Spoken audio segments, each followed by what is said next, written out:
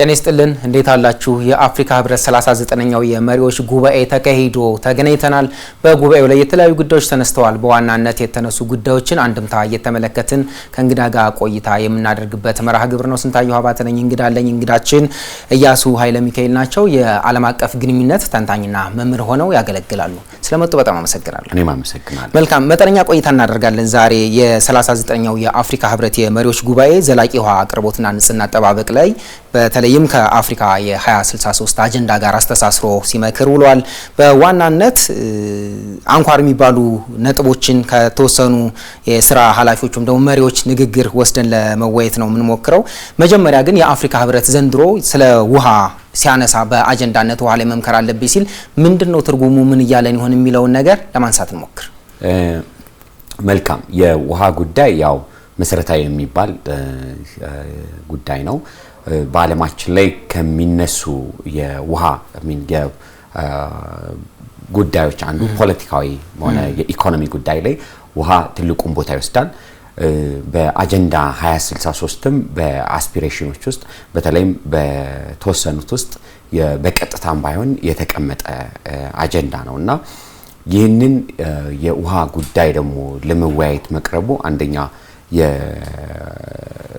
ከውሃ እንደዚሁም ኤነርጂ ከኤነርጂ ባለፈ ደግሞ ሀገራት በምግብ ወይም በዚህ በፉድ ሴኩሪቲ ራሳቸውን ለመቻል ለሚያደርጉት ጥረት ወሳኝ ነው። ጎን ለጎን የተነሳው የዚህ የሳኒቴሽን ጉዳይ ተነስቷልና ሳኒቴሽን የሚለውም ከላይኛው እስከ ታችኛው ድረስ የሚደርስ የልማት እቅዶችን ለማስፋፋት የሚጠቅም ነው። የውሃ ጉዳይ ከያንዳንዱ ህፃን ወይም ከያንዳንዱ ቤተሰብ ጋር የተገናኘ ነው። የመጠጥ ውሃ እጥረትን የንጹህ ውሃ አቅርቦት ችግርን ለመፍታት በአፍሪካ ደረጃ ኢንቨስትመንቶች እንደሚያስፈልጉ የሚያሳይ ነው።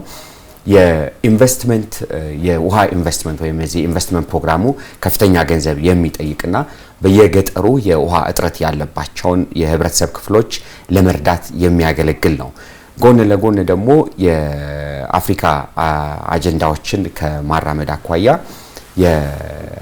የመንግስታት ብቻ ሳይሆኑ የመንግስታዊ ያልሆኑ የግል ባለሀብቶች ወይም በኢንቨስትመንት ደረጃ ያሉትም እዚህ ላይ መሳተፍ እንዳለባቸው፣ መንግስታዊ ያልሆኑ ድርጅቶች ወይም ኤንጂኦ የምንላቸውም ደግሞ ውሃን ለማዳረስ በሚደረጉ ጥረቶች የአፍሪካ ህብረትን ግቦች ከዩናይትድ ኔሽን ሴኩሪቲ የዩናይትድ ኔሽን ወይም የዘላቂ ልማት ግቦች ጋር ለማስተሳሰር የሚጠቅም ነው። እንደሚታወቀው የአፍሪካ ህብረት በየአመቱ የተለያዩ ቲሞችን ወይም አመታዊ ስያሜ ያላቸው መርህ ሀሳቦችን ያወጣልና እነኚህ መርህ ሀሳቦች የሚወጡበት መነሻ አንደኛው ከአጀንዳ 2063 ጋር ምን ያህል አላይመንት ወይም ግንኙነት አላቸው የሚል ሲሆን፣ ሁለተኛው ደግሞ ሬሌቫንሱን ያያሉ፣ አንገብጋቢነቱንና ወሳኝነቱን የሚያዩበት ሲሆን፣ ሌላኛው ደግሞ አርጀንሲው ይታያል።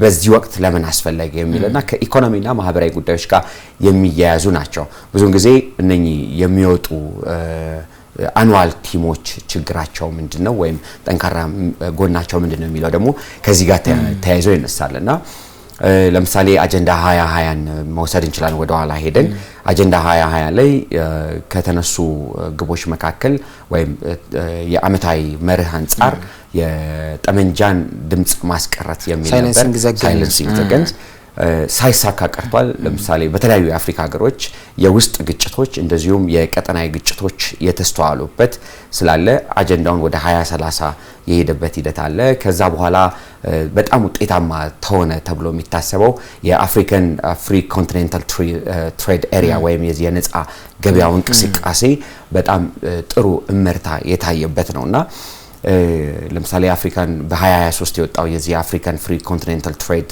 ኤሪያን ከማስፈጸም አኳያ ቀጣይነትም ስላለው ቀጣይ ምዕራፎች ያሉት አሁን በፊት በ23 ብቻ ሳይሆን የተነገረው ወይም በተነገረበት አመት ብቻ ሳይሆን ወደፊትም የሚቀጥል ተግባራዊነቱን የበለጠ ለማስቀጠል የሚያስችል መሰረት ነው የተጣለው። በዛ ነው። ከዛ አንፃር ገና የመጀመሪያ ሂደት ቢሆንም አፍሪካ ካላት ሪሶርስ የተፈጥሮ ሀብት የሰው ኃይልና የኢኮኖሚ አቅም አንፃር እያደገ ያለ ኢኮኖሚ እንደመሆኑ መጠን ከሌላኛው የዓለም ክፍል ጋር ተሳስሮ ለመስራት የአፍሪካን ፍሪ ኮንቲኔንታል ትሬድ ኤሪያ የምንለው ከዚህ ቀደም የነበረው የኒውትሪሽን ቲምንም እንደዚሁም ትምህርት የሚሉ የተነሱትንም አስተሳስሮ ከውሃ ጋር ያይዞ ለመቀጠል የሚያስችል ጉዳይ ነው። ሶፍት ቢሆንም የጋራ ትልምን ለማውጣት ወይም እንደ ፕሪንሲፕል በጋራ ለመጠቀም መነሻ ተደርጎ ሊወሰድ የሚችል ነው። በቀጣይ የሚመጡ ለምሳሌ የዚያ ከውሃ ጋር ተያይዞ የሚነሱ የውሃ ላይ ግጭቶችን በመፍታት ኮኦፐሬቲቭ በሆነ ፍሬምወርክ ወይም ይሄ በጋራ በትብብር የመስራትን ህግ የማውጣት በጋራ የመልማትን እቅዶች የማጠናከር ስራዎችን ለመስራትና ከውሃ ጋር የተያዙ እንደ ምግብ ዋስትና የገጠር ልማቶችን ማጠናከር ወዘተ ሊያነሳ የሚችል ተደርጎ ይወሰዳል። በተለይ የዘንድሮ ቀደም ብለን ስናነሳ እንደነበረው እርሶ መጨረሻ ላይ ያነሱት ውሃን ከደህንነት ጋር የሚያያዝ ነገር አለ። የቀደም ባለው ንግግራችን በዋናነት በሀገር ውስጥ ወይም ደግሞ ንጹህ የመጠጥ ውሃን የማቅረብም በዛ ውስጥ የመንግስትም መንግስት ያልሆኑ ድርጅቶችም ትብብር ስንመለከት ነበረ። ከዛም ባሻገር ግን ውሃ በተለይ የጋራ ሀብት ነው ተብሎ ይታሰባል። ድንበር ተሻጋሪ ወንዞች ያሉበት ቀጠና ላይ እንገኛለን። እኛ የአባይን ጉዳይ ልናነሳ እንችላለን። እንደገና የሚጠየቁ ጥያቄዎችም ደግሞ አሉ ኢትዮጵያ ብሔራዊ ጥቅም ይብላ። አጠቃላይ ግን ውሃ ድንበር ተሻጋሪ እንደመሆኑ ወይም ደግሞ የወል ሀብት እንደመሆኑ በትብብር መስራት ላይ አፍሪካ ህብረት ምን አይነት የቤት ስራ ይኖርበት ይሆን? ውሃን አሁን ከፖለቲካል መረጋጋት ከዘላቂ ልማትና ከአየር ንብረት ለውጥ ተጽዕኖ አንጻርም ጭምር ነው የዚህኛው ዓመት የመሪ ሀሳብ የሚመለከተው። በዋናነት የዘላቂ እድገትን ትብብርን ስናስብ በምን ልክ ነው የአፍሪካ ህብረት ቀጣዩ የቤት ስራ? ዛሬ አዲስ ሊቀመንበርም ለአንድ ዓመት የሚያገለግሉ በየዓመቱ ስለሚመረጥ ተመርጠዋል የቡሩንዲ ፕሬዝዳንትና ከዛ አንጻር በተለይ ውሃን እንደ ፍትጊያ ማዕከል የሚያደርጉ ሀገራትም ስላሉ ጭምር ውሃን ግን የበለጠ የትብብራችንና የጋራ እድገታችን ዋስትና አድርጎ ከማየት አንጻር ምን አይነት የቤት ስራዎች ይኖሩብን ይሆን? እሱ ላይ ማንሳት ከቻል መልካም። ያው ውሃ በሀገር ውስጥም ከድንበር ተሻጋሪ የውሃ ጉዳዮች አሉ። ወንዙም ባህሩም ውቅያኖሱም ነው ብዬ ነው ውሃ ሲባል እውነት መልካም ነው። የድንበር ተሻጋሪ ውሃዎችን በጋራ ማዕቀፍ ግጭትን በማይፈጥር መልኩ ወይም ይሄ የኮኦፐሬቲቭ ፍሬምወርኮችን በማዳበር አገራት በመነጋገር ልዩነቶቻቸውን በመፍታት የሚያዳብሩበትና ይሄ የውሃን ፖለቲካ ያው አንድ ወንዝ ከሀገር የሚወጣ ከሆነ ለምሳሌ ኒጀር መውሰድ እንችላለን ወይም እንደ ኢንጋ ፕሮጀክት የመሳሰሉትን መውሰድ እንችላለን። የኢንጋ ፕሮጀክት ለምሳሌ ትልቅ የሚባል የውሃ ፕሮጀክት ነውና የአፍሪካውያንን በንግድ የሚያስተሳስር ወይም በኃይል የሚያስተሳስር ነው። በኃይል የማስተሳሰር ሂደቱ ምንድነው? የነኚህ በአፍሪካ ውስጥ የሚገነቡ የውሃ ላይ ፕሮጀክቶች የግጭትን ሳይሆን ይሄ ከሴኩሪቲ ዳይለማው በወጣ መልኩ የኮኦፐሬቲቭ ፍሬምወርክ ላይ ቢኬድ ውሃው ውጤታማ ያደርጋል። ለምሳሌ የኢንጋ ፕሮጀክትን ቅድም ለማንሳት ሞክሬያለሁ። ይህ ፕሮጀክት በኮንጎ ወንዝ ላይ የሚገነባው ማለት ነው። ትክክል። እንደዚህ አይነት ውሃዎች አካባቢ ትስስሮችን የሚያጠናክሩ ናቸውና አንደኛ ውሃ ከመጠጥነት ባለፈ የትራንስፖርት የኃይል አቅርቦት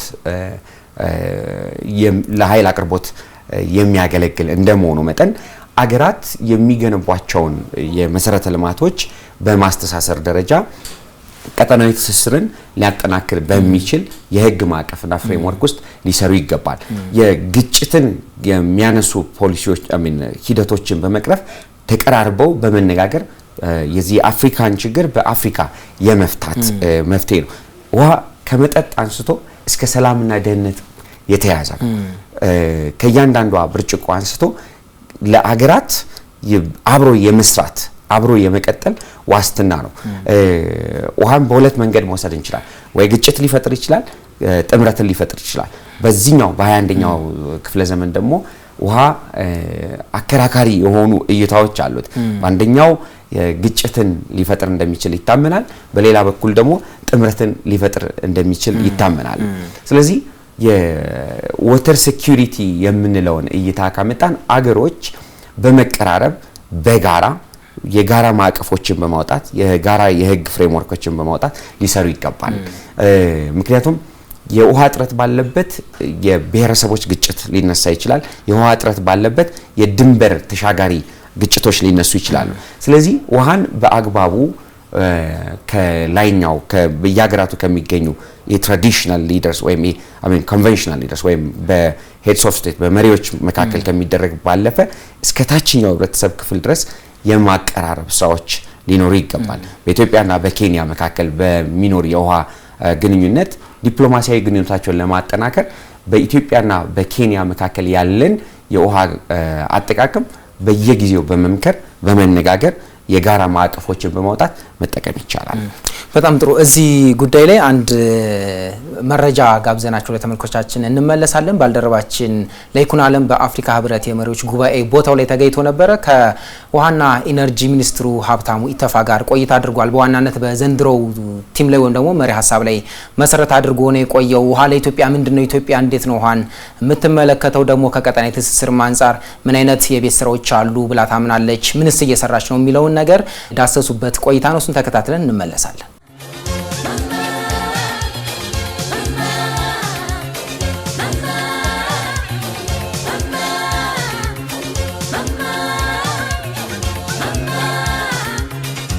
የአፍሪካ ህብረት የመሪዎች ጉባኤ 39ኛው በዚህ በአዲስ አበባ እየተካሄደ ይገኛል። ዋና መሪ ቃሉ ከውሃና ኢትዮጵያም እያደረገቻቸው ካሉት ሁኔታዎች ጋር የተያዘ ነው።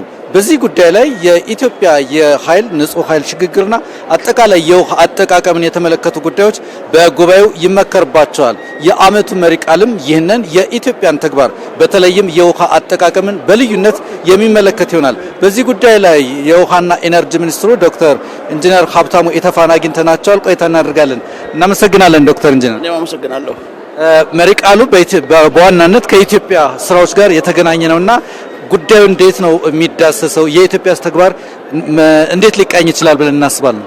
በጣም አመሰግናለሁ። እንግዲህ ዘንድሮ ከሌላ ጊዜ በተለየ ሁኔታ የአፍሪካ ህብረት ትልቁ መሪ ቃል የውሃና ሳኒቴሽን በ23 አጀንዳ ለማድረግ አቅዶ ይነጋገሩበታል።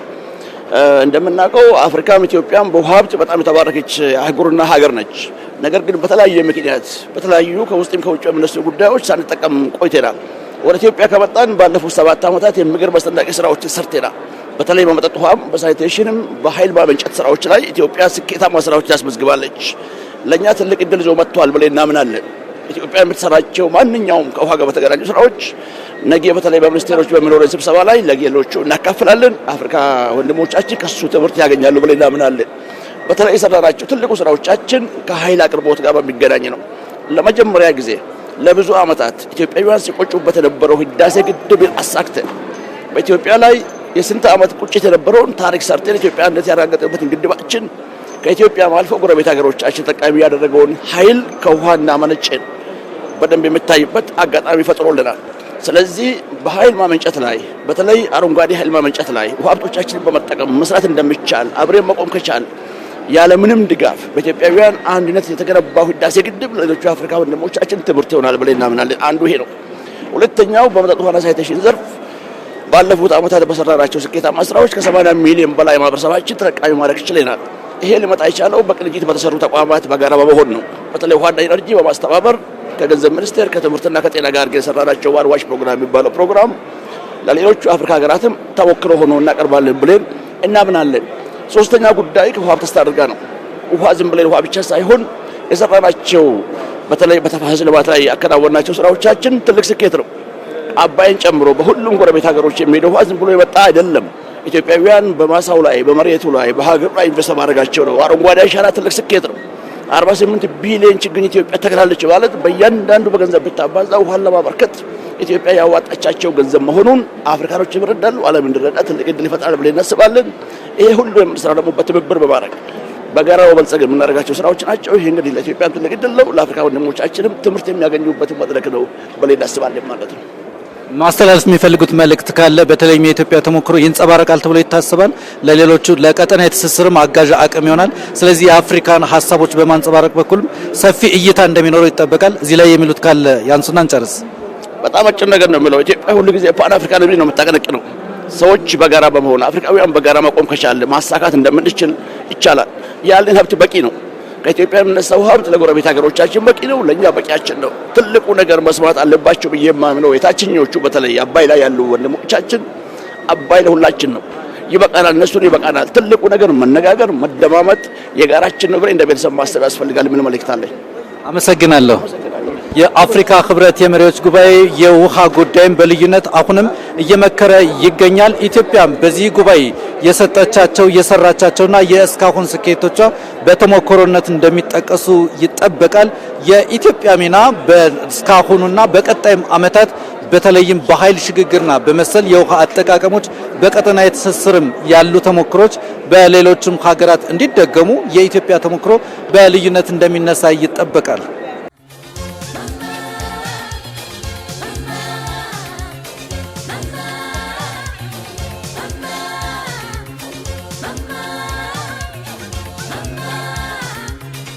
ተመልሰናል። አብራችሁን ስለሆናችሁ እናመሰግናለን። ኢያሱ ኃይለ ሚካኤል የዓለም አቀፍ ግንኙነት ተንታኝና መምህር ናቸው። ከሳቸው ጋር በዛሬው የአፍሪካ ህብረት 39ኛው የመሪዎች ጉባኤ ላይ ቆይታ እያደረግን እንገኛለን። በዋናነት የተደረጉ ንግግሮችና አጠቃላይ የዘንድሮ መሪ ሀሳብስ አንድምታው ምንድነው፣ የአፍሪካ ህብረት የቤት ስራ ምን መሳይ ነው የሚለውን እያነሳሳን ነው የቆየን የምንገኘው። ቀደም ብለንም የጋበዝናችሁ ቆይታ ነበር ከዋና ኢነርጂ ሚኒስትሩ ጋር የተደረገ። ወደ ሌሎች ጉዳዮች እናልፋለን። በዋናነት ጠቅላይ ሚኒስትር አብይ አህመድ ንግግር አድርገዋል። እንደ አዘጋጅ ሀገር በንግግራቸው ቀጠናዊ ትስስርን ትኩረት አድርገውበታል።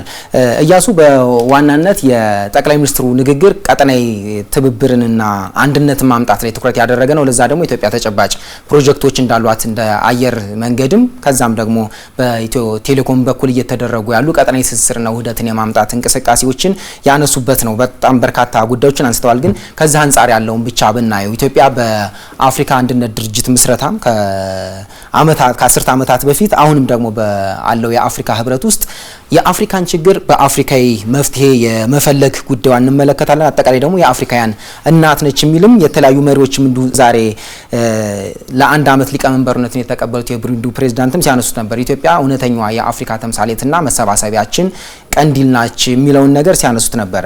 ኢትዮጵያ በአፍሪካ መሰባሰብ ውስጥ ያላት የትብብር እንቅስቃሴ ምንድነው የሚመስለው የሚለውን ነገር ከጠቅላይ ሚኒስትሩ ንግግር አንፃር ብንፈትሸው። ያው እንደሚታወቀው የኢትዮጵያ እንደ ሀገር በአፍሪካ ነጻነት ውስጥ ወይም የአፍሪካ ህብረት ምስረታ ላይ ቀደም ሲል ከነበረው ከኦኤዩ በፊት በአድዋ እንቅስቃሴ ወይም በፓን አፍሪካን እንቅስቃሴዎች ውስጥ ትልቁን ቦታ ትወስዳለች። የኦኤዩ መመስረትም በኢትዮጵያ ትልቅ ሚና የተመሰረተ ይሆናል።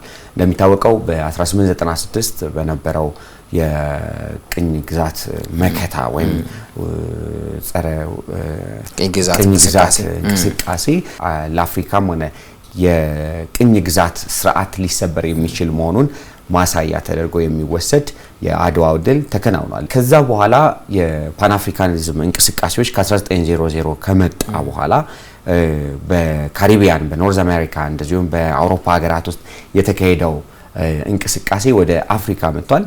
በአፍሪካም ከመጣ በኋላ የተለያዩ ልዩነቶች ቢኖሩም በ1963 ሜይ ላይ የተካሄደው የአዲስ አበባ ስምምነት የአፍሪካ ቀድሞውን ኦኤዩ የምንለው እንዲቋቋም ምክንያት ሆኗል። ከዛ በኋላ የአፍሪካውያን ከፍና ዝቅ የሚሉ የኮንቲኔንታል ወይም አህጉራዊ ሂደቶች ነበሩ። እነኚህ ደግሞ እንዲስተካከሉ ሲርት ላይ በ1999 ጥያቄዎች ቀረቡ። ሎሜ 2000 ላይ የቀድሞ የኢትዮጵያ ጠቅላይ ሚኒስትር በነበሩበት ክርክር ተደርጎ ኮንስቲቲዩቲቭ አክቱ ደግሞ በኋላ ላይ እንዲጸድቅ ተደረገ። ከዛ ደግሞ በ2002 ደርበን ላይ የኦኤዩ ካለቀ በኋላ ኤዩ መጣ። አዲስ አበባ ደግሞ በ1963 ያገኘችውን የመቀመጫነት በማስቀጠል በኤዩ ደረጃ ከ2002 ጀምሮ ያው እዚህ አዲስ አበባ ውስጥ በሚገኘው ስብሰባ ማዕከልነት አዲስ አበባ ስታስተናግድ ቆይታለች። በአሁኑ ሰዓት ደግሞ የምናየው ምንድነው ዓለም ማልቲፖላር እየሆነ በመጣበት ወይም ብዙ ወገን ኃይሎች ባሉበት ሂደት የአፍሪካ የነኚህ ኃይሎች የስበት ማዕከል እንደመሆኗ መጠን በአፍሪካውያን የጋራ ትስስር ላይ እነኚህ ሪጂናል ኢኮኖሚክ ኮኦፕሬሽንስ የምንላቸው ተጠናክረው መምጣታቸው ኢትዮጵያንም ጨምሮ በየቀጠናው የየራሳቸውን ስራ እንዲሰሩ ወይም የልማት ስራዎች እንዲሰሩ አስችሏቸዋል። ኦኤዩ ላይ የነበሩ ፖሊሲዎች ፖለቲካዊ የነበሩ ሲሆን ይሄኛው አሁን የመጣው ኤዩ ደግሞ የዚህ የኢኮኖሚ ጉዳይን የልማትንና ዘላቂ የሆኑ ጉዳዮች የሚያነሳል። የተወሰኑ ቻሌንጆች አሉት። ለምሳሌ ዲሞክራሲ ላይ ችግሮች አሉበት፣ ኤሌክሽን ላይ ችግሮች አሉበት። ነገር ግን ከኢኮኖሚ ትስስር አንፃር ኢትዮጵያ እየወሰደች ያለቻቸው ስራዎች ውጤታማ የሚባሉ ናቸው በሚል ይታያሉ።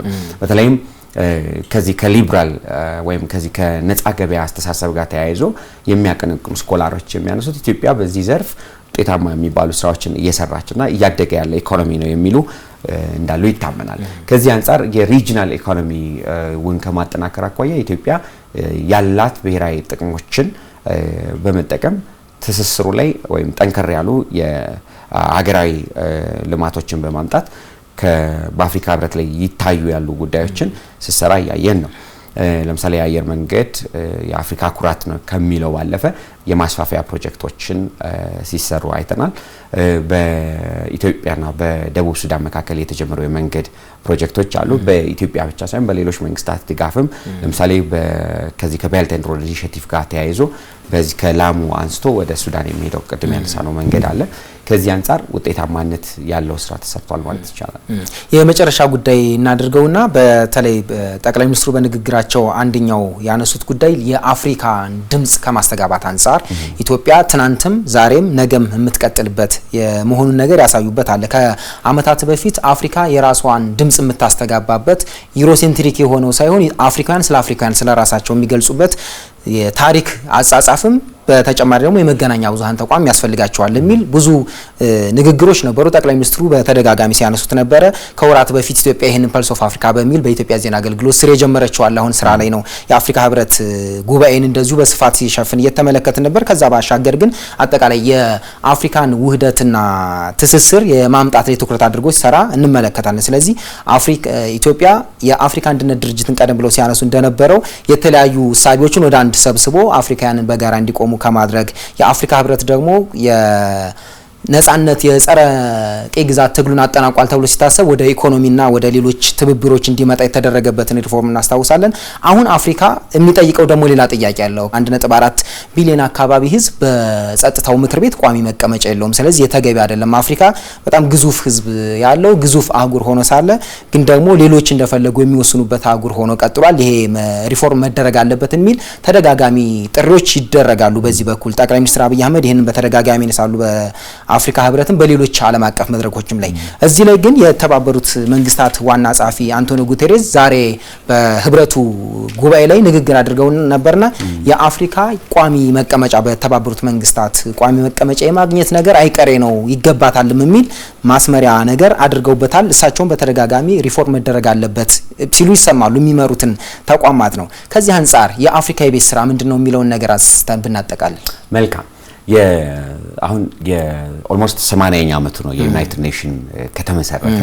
የዚህ የ1945ን የሁለተኛው የዓለም ጦርነት መጠናቀቅ ተከትሎ የቪክተርስ የምንላቸው የሁለተኛው የዓለም ጦርነት አሸናፊ አገራት ናቸው የመሰረቱትና በ80 አመታት ውስጥ አፍሪካ የዩናይትድ ኔሽን ጠንካራ የሚባሉ ስራዎችን ሰርቷል። አፍሪካ ህብረት ኢቭን የመጣውም በዚሁ ሂደት በ1963 ነውና የአፍሪካ ህብረት ከዩናይትድ ኔሽን ጋር የሚሰራበት መዋቅርም በአንድነት የሚሰሩበት ሰፊ ነው። አፍሪካውያን 1.3 ቢሊዮን ናቸው፣ ሪሶርስ አላቸው፣ ውክልና የላቸው የሚለው የሚያስማማ ነው።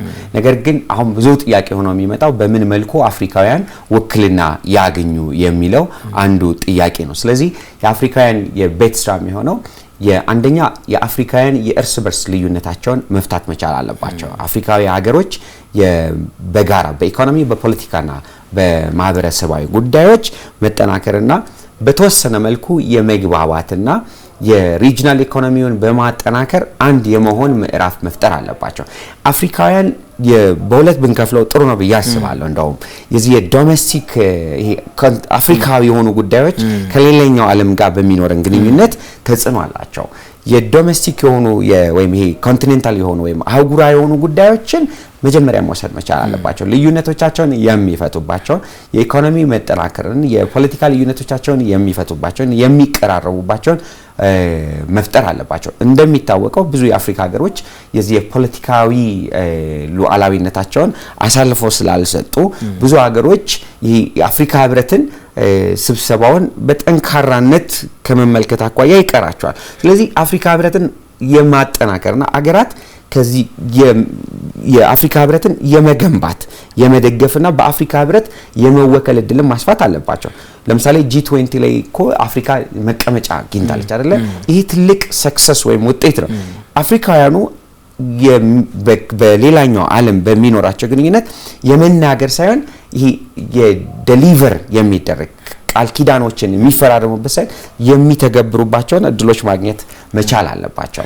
ይህንን ለማድረግ የአፍሪካውያን የእርስ በርስ ልዩነትን መፍታት የሚለውን በስራ መውሰድ ይኖርባቸዋል። በየአመቱ የሚያወጣቸውን ፍሬምወርኮች መገምገም ይኖርባቸዋል። አጀንዳ 2063 ጋር እየሰሩ ያሉትን ስራ መለየት ይኖርባቸዋል። የአፍሪካን እድገት ዴሞክራሲያዊ የዴሞክራሲ እድገት የልማት እድገት በማሳደግ ሌላኛውን ዓለም እንዲቀበል የማድረግም ስራ ይጠበቃል። ቅድም የተነሳው ለምሳሌ የዚህ ፐልስ ኦፍ አፍሪካ የመሳሰሉ ብዙውን ጊዜ ሲነሳ የነበረ ጥያቄ ነበረ። በብዙ የአፍሪካ መሪዎችም ከአፍሪካ ቻይና ወይም ከአፍሪካ ሩሲያ ከአፍሪካ አውሮፓ ሄደው በሚያገኙት ድርድር የሚኖራቸው ንግግር ወይም አጭር ውይይት ነው የሚሆነው። ባይላተራል ነው የሚሆነው ወይም ይሄ መልቲላተራል ስለሆነ አጭር ውይይት ነው የሚሆነው። ነገር ግን የአፍሪካን ጠንካራ ጎኖች የሚያጎሉ ሚዲያዎችን የአፍሪካን ጠንካራ ጎኖች የሚያጎሉ ቲንክ ታንኮችን እንደዚሁም የአፍሪካን ችግር ለመፍታት የሚያገለግሉ የሪሰርች ተቋማትን በማጠናከር መስራት ይጠበቃል። አፍሪካ ህብረት ብዙ ውጤታማ ስራዎችን ሰርቷል። በኢኮኖሚ ራሱን የኮንቲኔንታል ፍሪ ትሬዱን እያጠናከረ ነው። ሰላምና ደህንነት እያጠናከረ ነው። ሪጂናል ኢንተግሬሽኑን እያጠናከረ ነው። እንዳጠቃላይ ግን አፍሪካውያን የሚታዩ ችግሮችን ለመፍታት መጀመሪያ አህጉር ውስጥ ያሉ ችግሮችን መፍታት፣ በውጭው ዓለም ደግሞ የሚታዩ ወይም ያሉ ተጽዕኖች እንዲፈቱ አፍሪካ እንደ አፍሪካ በጋራ በመቆም የዚህ ፔን ሆልደርስ ምንላቸው ወይም ለውጡ እንዲመጣ በዩናይትድ ኔሽንስ ውስጥ ትልቅ አቅም ያላቸው እንደ እንግሊዝና ፈረንሳይ አሜሪካ ያሉትን እንደ ቻይና ራሽያ ያሉትን ማናገርና መነጋገሩ ትልቁ የቤት ስራ ነው። ለምሳሌ ቬቶ ፓወሩ ይከለክላል። ለምሳሌ ይሄን ሪፎርም እንዳይመጣ ለአንቀጽ 23 ላይ ብንመለከት አንቀጽ 27 የቻርተሩን ብንመለከት የቬቶ ፓወር ብቻ ሳይሆን በድምጽ የመሻር መብት ያላቸው ሀገራት ድጋፍ ሊሰጡት ይገባል። ምክንያቱም ዩናይትድ ኔሽን ቻርተር ላይ የሚመጡ ለውጦች በእነኚህ መንግስታት ላይ የተመሰረተ ነው። ስለዚህ አፍሪካውያን ከዚህ ቀደም በነበረን ጠንካራ የልምድ በመነሳት ለምሳሌ በቀዝቃዛ ዓለም ጦርነት የነን አላይንድ ሙቭመንትን ወዘተ በመጠቀም የአፍሪካን ጥቅም በተወሰነ መልኩ ተጠቅመናል። ነገር ግን ያው አገራት የራሳቸውን ጥቅም ለማስጠበቅ እንደሚሄዱ ሁሉ በጋራ የምንቆምበትን ማዕቀፍ ደግሞ ራሱን የቻለ ኢንስቲትዩሽን ሆኖ መውጣት አለበት። አሁን ፐልስ ኦፍ አፍሪካ መጥቷል። የፐልስ ኦፍ አፍሪካ ጅማሮ ነው። ብዙ ሀገሮች ሊገነቡት የሚገባ ነው፣ የሚመሰገን ነው። ነገር ግን ሊጠናከር የሚገባው በአፍሪካውያን ቋንቋ በአፍሪካውያን አህጉር ውስጥ የሚከናወኑ ጉዳዮችን የሚዘገብበት የሚያስተምር መሆኑ ጠንካራ ነው። ነገር ግን ጠንከር ባሉ ጉዳዮች ላይ ለምሳሌ ፖለቲካዊ ጉዳዮች ላይ እና ኢኮኖሚያዊ ጉዳዮች ላይ ደግሞ የሚሰሩ ተቋማትን መፍጠር ትልቁ የአፍሪካ የቤት ስራ ነው የሚሆነው። ስለዚህ ለምሳሌ ትልቁ ቻሌንጅ የሆነ የመጣው የጂኦፖለቲካል ራይቫለሪ ዋና አፍሪካ ውስጥና እችንም በጥንቃቄ ማየት ያስፈልጋል። አፍሪካ ከሌሎች ሀገሮች ጋር የሚኖራትን ግንኙነት ማየት ያስፈልጋል። የዚህ የኢንዙሉዌና የሚባል 2005 ላይ የነበረው ኮንሰንሰስ ነበረ። ለምሳሌ አፍሪካ ቢያንስ 2 ወንበር በሴኩሪቲ ካውንስል ውስጥ ይኑራት የሚል ነበር። እንደዚህ አይነት የሚወጡ ህጎችን መርሳት አያስፈልግም። ብዙ የአፍሪካ ችግር ተደርጎ የሚወሰደው በየአመቱ በስብሰባዎች ላይ የሚነሱ አጀንዳዎች ዴሊቨር ከማድረግ አኳያ ኮምፕላያንሱን ከመመዘን አኳያ ይቀራቸዋል። ስለ ጊዜውም ስለ ሀሳቡም በጣም አመሰግናለሁ። የተወደዳችሁ የፋና ሚዲያ ኮርፖሬሽን ቤተሰቦች አብራችሁን ስለነበራችሁ እናመሰግናለን። ጤና ይስጥልን።